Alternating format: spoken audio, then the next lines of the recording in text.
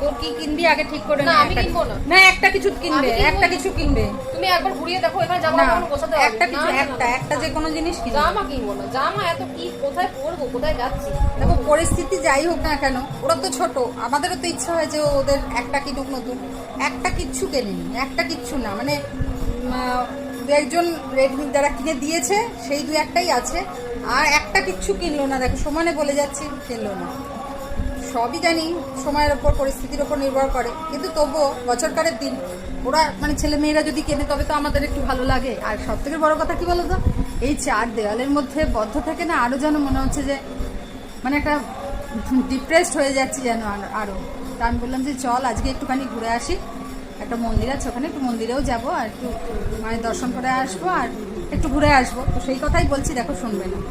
এরকম অবাধ্য হলে হয় কখনো বলো তো? এই আমি তোমার কত কথা শুনি। না সে কথা শুনিস, কিন্তু এই